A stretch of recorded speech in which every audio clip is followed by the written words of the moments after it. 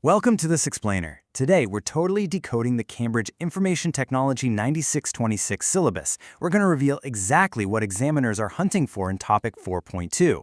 Whether you're literally just starting out and these shapes look like alien hieroglyphs, or you're an informed student aiming to polish that exam technique, you are absolutely in the right place to master flowchart symbols. Let's get right into it. Okay, so here's a massive question for you.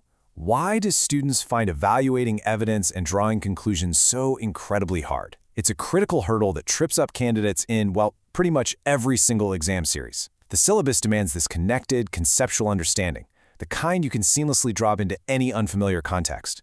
But bridging the gap between just, memorizing standard symbols and actually drawing rock-solid, evidence-based conclusions, that is exactly where most people hit a wall.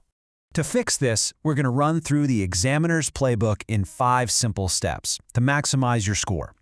We've got the core arsenal, the procedural framework, winning with method marks, top 3 examiner mistakes, and finally, critical analysis and evaluation. Section 1. The core arsenal and the 7 essential flowchart symbols. Input-output, decision, terminator, process, subroutine, connector, and flowline. Okay, these 7 symbols are your core toolkit. Recognizing them instantly, that's the absolute baseline for Cambridge IT success. Think about it. If you're sitting there in the exam room, burning precious minutes debating if a shape is a process or a subroutine, you're losing the game. You've got to know these inside and out. No hesitation. So, here's a quick hack for you. Try creating a mnemonic using their first letters, I, D, T, P, S, C, F. Build a funny sentence, whatever works. It sounds incredibly basic, but trust me, when that clock is ticking down, a memory trick like this completely bypasses the panic. It frees up your mental energy to actually focus on the problem's logic instead of desperately searching your brain for terminology. Section 2. The procedural framework, your step-by-step methodology. Look, top-performing students don't just guess. They follow a strict 5-step procedural framework to process any prompt. Step 1. Deconstruct the question. Find those key elements. Step 2. Extract the relevant data. Step 3. Select your analytical framework. Step 4. Execute with absolutely crystal clear notation. And Step 5. Present your final results with correct terminology. Seriously, skipping even a single one of these steps is where the entire house of cards falls down. And hitting that final step properly means following strict presentation conventions. We're talking proper headings, correct terminology, appropriate formats, and clear annotation. Examiners are literally scanning your paper for these elements to award marks. A flowchart that's just some chaotic web of unlabeled lines and messy shapes? Yeah, that doesn't scream systematic analysis to anyone grading it. Moving to Section 3, winning with method marks, and how process literally saves your grade. You really need to read this examiner alert closely because it's a massive insight. Quote, students lose marks by not showing working. Even if your final answer is wrong, method marks can save you. That is a lifeline right there. Systematically showing your logical working captures those essential method marks. When you use your flowchart symbols to break a problem down into visible, logical steps, you are actively proving your competence. So, golden rule, never do the heavy lifting purely in your head. Put your process on the paper.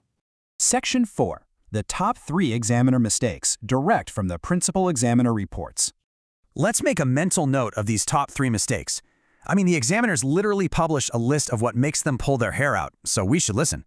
Mistake 1, forgetting proper format.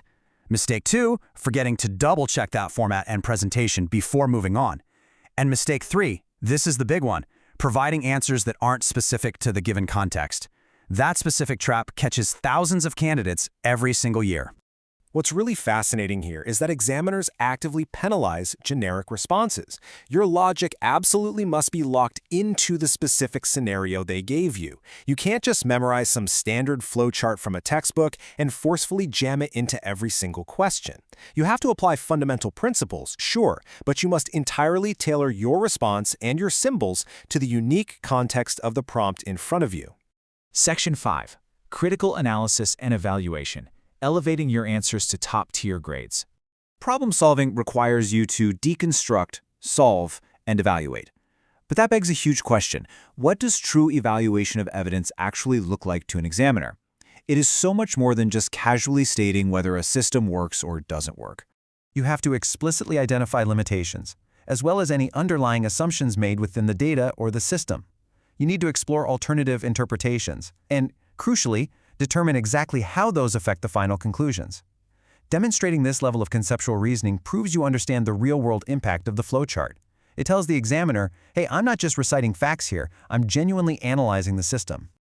Also, when you're asked for a comparative analysis, explicitly show both similarities and differences, and use connectives, words like conversely or similarly, and back every single point up with hard evidence. You have to draw clear conclusions about their relative importance. Just lazily listing features side by side, that's simply not going to cut it for those top grades. Remember, your foundational data interpretation skills are basically the engine that lets you draw those fully justified, evidence-based conclusions. The ability to confidently extract information from texts and tables and then accurately interpret the relationships between that data using your connector and flowline symbols, that is exactly what transforms a pretty good answer into a truly masterful one. So I'll leave you with this final provocative challenge. Now that you know the exact examiner's playbook, how are you going to apply this procedural framework to your next past paper?